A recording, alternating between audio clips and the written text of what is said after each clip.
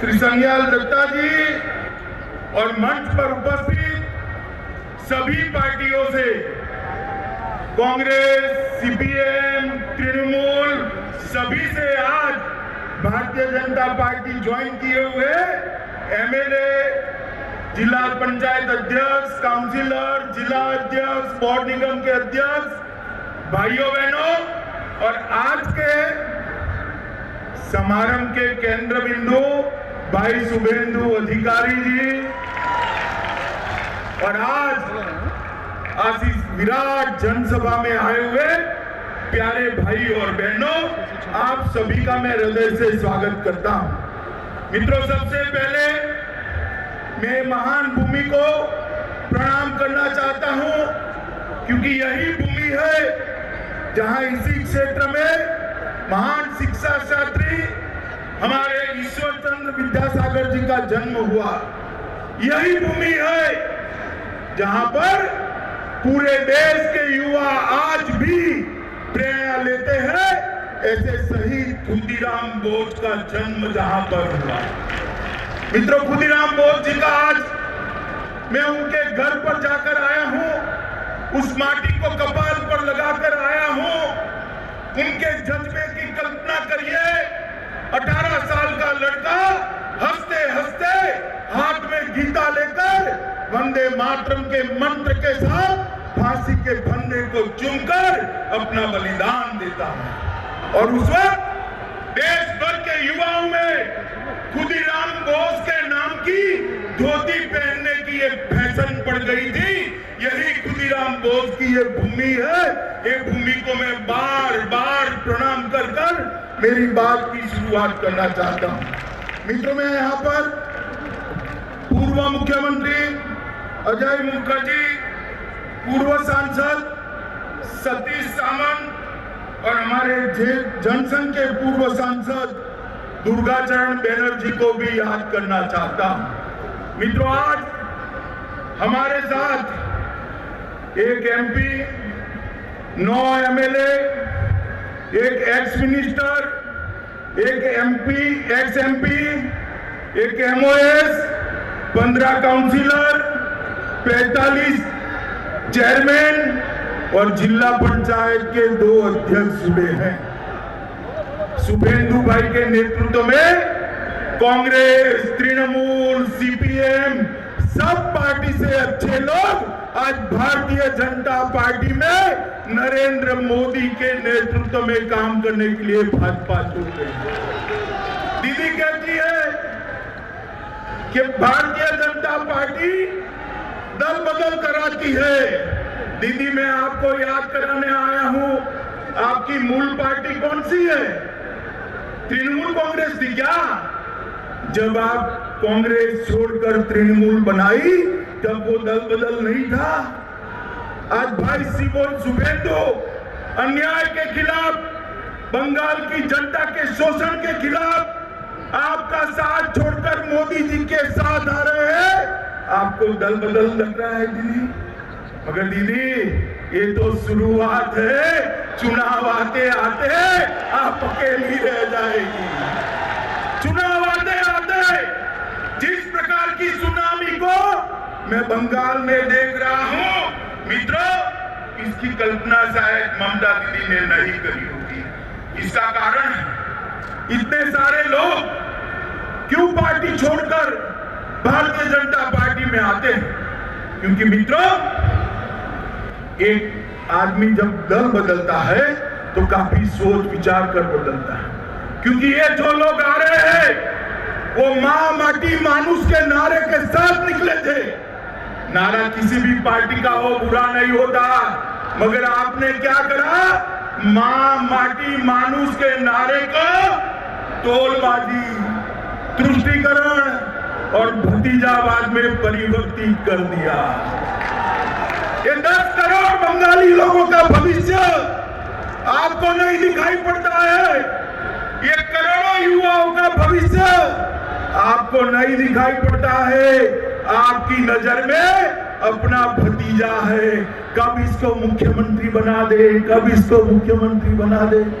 मैं पूछने आया हूं बंगाल के युवाओं को, क्या दोष है अब क्यों विकास बंगाल में नहीं हो रहा है? मैं पूछने आया हूं बंगाल के किसानों को, मोदी जी जो 6,000 रुपया भेज रहे हैं, बंगाल के किसानों को क्यों नहीं मिल रहा है? देश के 10 करोड़ किसानों को 95,000 करोड़ रुपया मिल गया, मगर बंगाल के किसानों को फूटी कौड़ी नहीं मिली, क्योंकि ममता दीदी उनकी सूची ही नहीं भेजती। मित्रों, देश भर में जो गरीब आदमी उसको 5 लाख रुपए तक की सभी स्वास्थ्य सुविधाएं free of cost Narendra Modi ji देते हैं।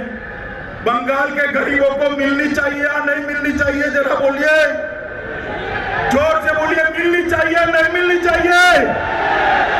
ये ममता दीदी है तब तक बंगाल के गरीबों को आयुष्मान भारत योजना का फायदा नहीं मिलेगा।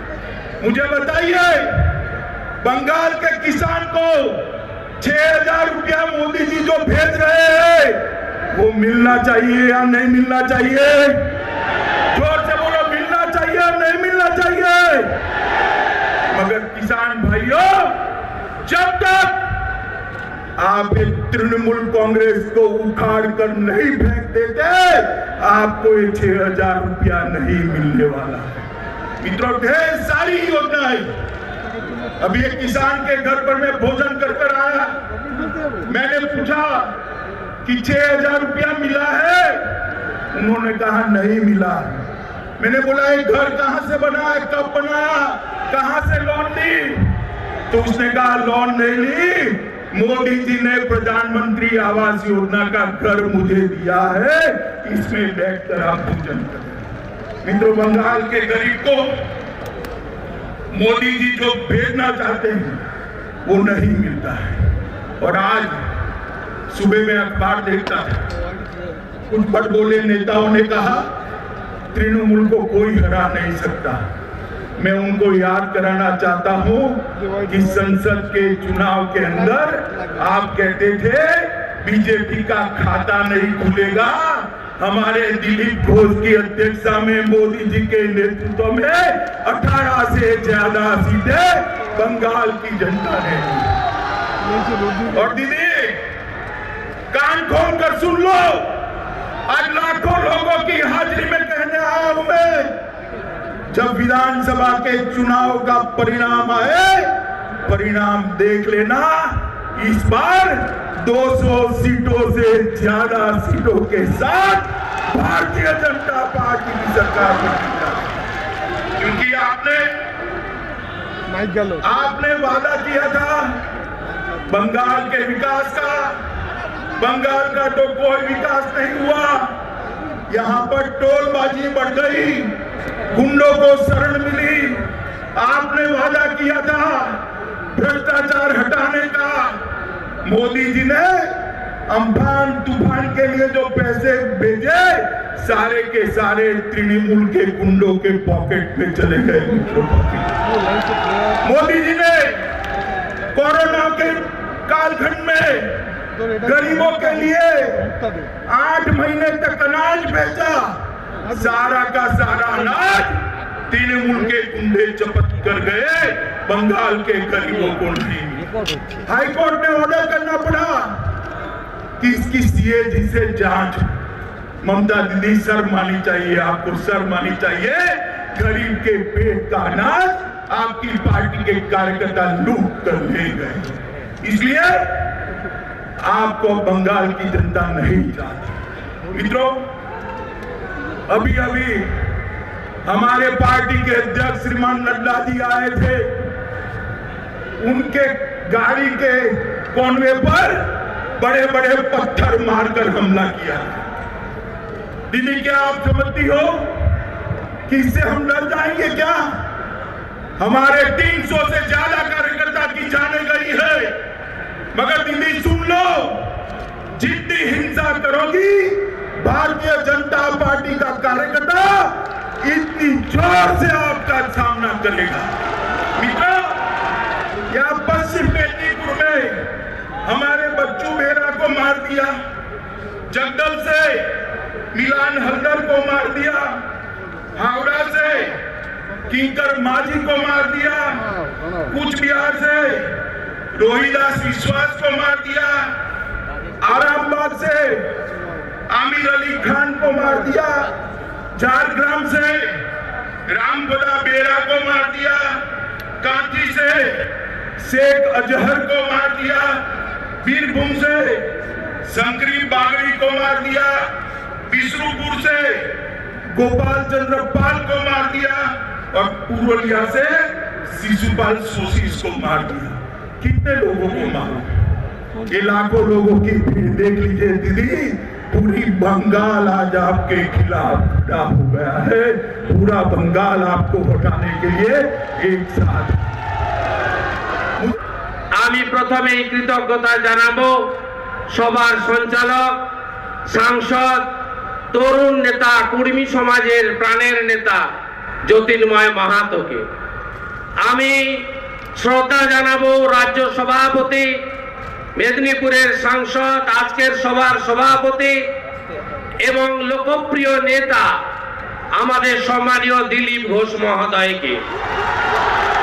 আর আজকে যিনি আমাকে এই পৃথিবীর সবচেয়ে বড় পার্টি, আজকে যে পার্টি জাতীয়তাবোধ, দেশপ্রেম, বহুত্ববাদে বিশ্বাস করে, যে পার্টি গীতার যে সেই কথা বহুজন সুখায় বহুজন হিতায় বসুধৈব কুটুম্বকম, সেই নীতিকে বিশ্বাস করে, সেই ভারতীয় জনতা পার্টি পরিবারে আমাকে একজন প্রাথমিক সদস্য হিসেবে গ্রহণ করলেন যিনি, তিনি আমার বড় ভাই, আমার দাদা, দেশের আন বান শান স্বরাষ্ট্রমন্ত্রী এবং যিনি 19 সালে লোকসভা নির্বাচনে জেতার পরে 8 মাসের মধ্যে যশস্বী প্রধানমন্ত্রী নরেন্দ্র দামোদর দাস মোদীর নেতৃত্বে যা যা প্রতিশ্রুতি দিয়েছিলেন পূরণ করেছেন, তিনি আর কেউ নয়, তিনি অমিত শাহজি।